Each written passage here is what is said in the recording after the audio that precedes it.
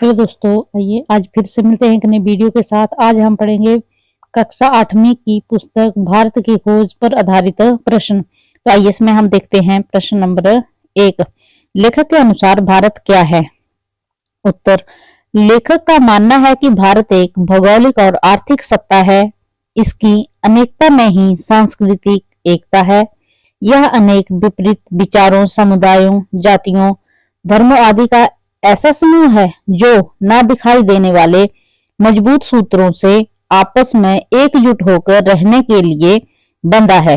विदेशियों के अनेक आक्रमण भी इसकी आत्मा को नहीं मार सके हैं। प्रश्न नंबर 2 है, भारत में किस प्रकार के व्यक्ति जन्म लेते रहे हैं? उदाहरण दीजिए। उत्तर। भारत में इस प्रकार के स्त्री पुरुष जन्म लेते रहे हैं जो पुरानी परंपरा को लेकर चले हैं और उनसे बदलते हुए समय के अनुरूप ढालते भी रहे हैं।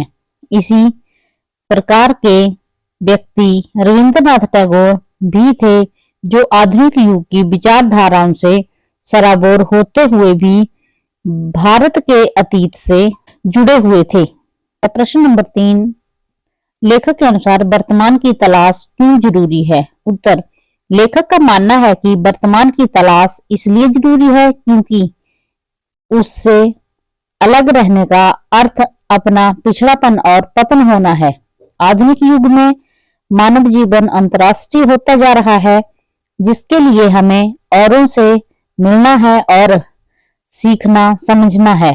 राष्ट्रीय संस्कृतियों से बाहर निकलकर अंतर्राष्ट्रीय स्तर पर हम स्वतंत्रता, समानता प्राप्त कर उन्नति कर सकते हैं। आगे है हमारा प्रश्न नंबर 4। लेखक स्वयं को कैसे देश का नागरिक मानता है? तो इसके उत्तर में लेखक स्वयं को उस भारत देश का नागरिक मानता है जिस जन्मभूमि पर, अपने देशवासियों पर, अपनी संस्कृति और परंपराओं पर उसे गर्व है। वह उस देश का नागरिक है जो केवल चिपटे रहना नहीं चाहता, बल्कि समय के अनुरूप स्वयं को बदलते हुए एक नई दुनिया की ओर बढ़ रहा है, जहां समझदारी, ज्ञान, मित्रता और सहयोग का भाव है। वह किसी की कृपा अथवा सहारे की कामना नहीं करता, बल्कि सामूहिक कार्यों में सबका सहयोग करते हुए सच्चा भारतीय, सच्चा एशियाई और सच्चा विश्व नागरिक बनना चाहता है। आगे है प्रश्न नंबर 5। आखिर यह भारत है क्या? अतीत में किस विशेषता का प्रतिनिधित्व करता था? उसने अपनी प्राचीन शक्ति को कैसे खो दिया? क्या उसने इस शक्ति को पूरी तरह खो दिया है? विशाल जनसंख्या का बसेरा होने के अलावा क्या आज इसके पास ऐसा कुछ बचा है जिसे जानदार कहा जा सके? ये प्रश्न अध्याय 2 के शुरुआती हिस्से में से लिए गए हैं। अब तक आप पूरी पुस्तक पढ़ चुके होंगे। आपके विचार से इन प्रश्नों में क्या उत्तर हो सकते हैं? जो कुछ आपने पढ़ा है उसके आधार पर और अपने अनुभवों के आधार पर बताइए। उत्तर। भारत अनेकता में एकता का भाव रखने वाला देश है। इस देश में विभिन्न धर्मों, जातियों, विचारधाराओं के लोग परस्पर मिलजुल कर रहते हैं। प्राचीन काल में भारत अपने ज्ञान, सभ्यता और संस्कृति की उच्चता की विशेषताओं के कारण समस्त संसार में जाना जाता था। उसने अपनी प्राचीन शक्ति को पराश्रित होने, सामंती मनोवृत्ति तथा भोग विलास में लीन रहने के कारण खो दिया था। भारत ने अपनी परंपरागत सभ्यता एवं संस्कृति का पालन करते हुए अपनी शक्ति को पूरी तरह से नहीं खोया था। आज भी भारत की सांस्कृतिक विरासत और सभ्यता अपनी परंपरा में पूरी तरह से जीवित है तथा इस देश के लोग अपने देश के लिए प्राण न्यौछावर करने के लिए तैयार रहते हैं। इसलिए इस भावना के आधार पर इस देश को हम जानदार कह सकते हैं। आगे प्रश्न नंबर 6। नेहरू जी ने कहा कि मेरे ख्याल से हम सबके मन में अपनी मातृभूमि की अलग अलग तस्वीरें हैं और कोई दो आदमी बिल्कुल एक जैसा नहीं सोच सकते। अब आप बताइए कि, तो इसमें प्रश्न नंबर को दिया गया है, आपके मन में अपनी मातृभूमि की कैसी तस्वीर है? और ख, अपने साथियों से चर्चा करके पता करो कि आप उनकी मातृभूमि की तस्वीर कैसी है और आपकी और उनकी तस्वीर मातृभूमि की छवि में क्या समानताएं और भिन्नताएं हैं। तो हमारा जो प्रश्न नंबर को है कि आपके मन में आपकी मातृभूमि की कैसी तस्वीर है, तो इसके उत्तर में हम लिखेंगे मेरी मातृभूमि संसार में सबसे श्रेष्ठ है। चारों ओर हरियाली, सुख और समृद्धि का राज्य है। यहाँ कई जातियों, धर्मों, सीमाओं का भेदभाव नहीं है।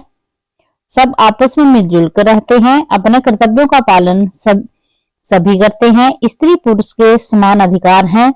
भ्रष्टाचार, बेकारी का नामो निशान नहीं है। सबको रोटी, कपड़ा और मकान उपलब्ध है। शासन जनता की सेवा में तत्पर रहता है। और आगे हमारा प्रश्न नंबर ख था, अपने साथियों से चर्चा करके पता करो कि उसकी मातृभूमि की तस्वीर कैसी है। तो इसके उत्तर में हम पढ़ेंगे मेरे साथी भी मेरी तरह खुशहाल मातृभूमि की कल्पना करते हैं, जहां सभी सुखी, संपन्न, ऊंच नीच के भेदभाव से रहित होकर समभाव से रहते हैं। आगे है हमारा प्रश्न नंबर 7। पंडित जवाहरलाल नेहरू ने कहा, यह बात दिलचस्प है कि भारत अपनी कहानी की इस भोर बेला में ही हमें एक नन्हे बच्चे की तरह नहीं बल्कि अनेक रूपों में विकसित सियाने रूप में दिखाई पड़ता है। उन्होंने भारत के विषय में ऐसा क्यों और किस संदर्भ में कहा है। श्री जवाहरलाल नेहरू ने सिंधु घाटी सभ्यता का वर्णन करते हुए माना कि भारत इस बोरबेला में एक नन्हे बच्चे की तरह नहीं, उसका अतीत बहुत पुराना है। पुरानी सभ्यताओं का पता लगाया जा चुका है।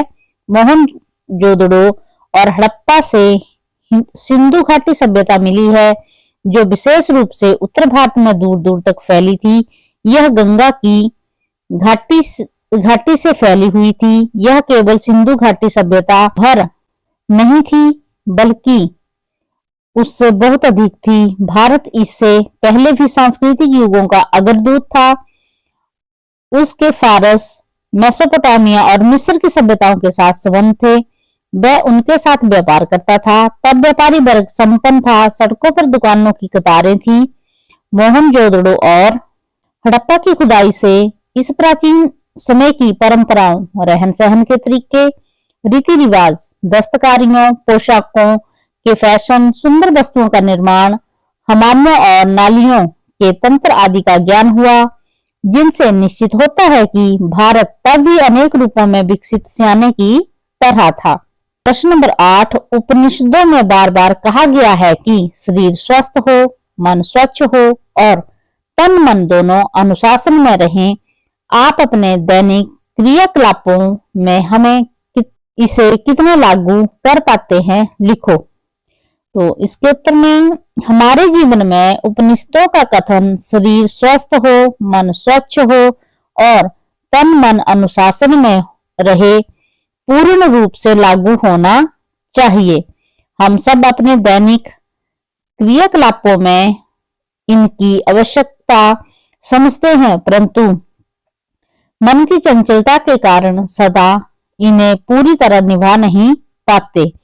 हम अपनी जीवा के चटोरेपन के कारण उल्टा सीधा खाते हैं।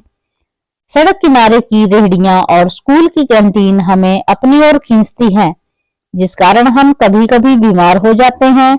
हमारे सोने उठने का समय भी निश्चित नहीं है। हमें अपनी दैनिक क्रियाओं में इनकी ओर ध्यान देना चाहिए। इसी से हमारा जीवन सुखमय हो सकता है। प्रश्न नंबर 9। नेहरू जी ने कहा, इतिहास की उपेक्षा के परिणाम अच्छे नहीं हुए। आपके अनुसार इतिहास लेखन में क्या क्या शामिल किया जाना चाहिए? एक सूची बनाओ और उस पर कक्षा में अपने साथियों और अध्यापकों से चर्चा करो। तो इसके उत्तर में इतिहास हमें सदा चेतावनी देता है। इससे बुरा न करने की शिक्षा मिलती है। लड़ाइयों से बचने का ज्ञान मिलता है। लालच से बचने का उपदेश मिलता है। समता और भाईचारे का ज्ञान प्राप्त होता है, परंतु हम इन तथ्यों की ओर ध्यान नहीं देते। इसलिए सभी देश और उनके वासी तरह तरह के कष्टों में उलझे ही रहते हैं। नेहरू जी ने ठीक ही कहा है, इतिहास की उपेक्षा के परिणाम अच्छे नहीं हुए। इतिहास लेखन में मानव सभ्यता के अतीत और उसके विकास से संबंधित सभी विषय ग्रहण किए जाने चाहिए। हम वर्तमान भूतकाल भी सीढ़ियों पर चढ़कर ही भविष्य की ओर कदम बढ़ाता है। यदि हमें अपने इतिहास का पूर्ण ज्ञान होगा तो हम उससे शिक्षा प्राप्त कर अपने जीवन को अच्छी दिशा दे सकेंगे। आगे है हमारा प्रश्न नंबर 10।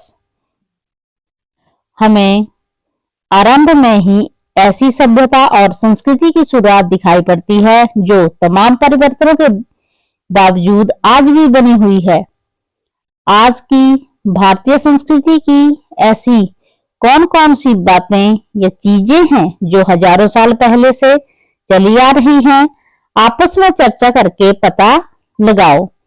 उत्तर, हम भारतवासियों को आरंभ से ही ऐसी सभ्यता और संस्कृति प्राप्त हुई है जिसने हमें विशेष जीवन मूल्य प्रदान किए हैं। विपरीत परिस्थितियों का डटकर सामना करना और कठिनाइयों से बच निकलना हमें आता है।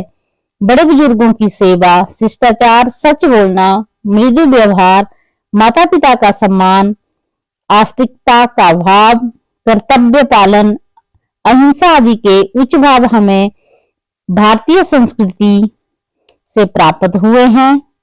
हमारे जीवन में सभ्यता का विकास अति प्राचीन काल में हुआ था। पूर्वजों के द्वारा अर्जित वे गुण हमारे पास अभी भी हैं जो हमें वंशानुगत रूप से प्राप्त हो गए हैं। धन्यवाद। फिर से मिलेंगे एक नए वीडियो के साथ।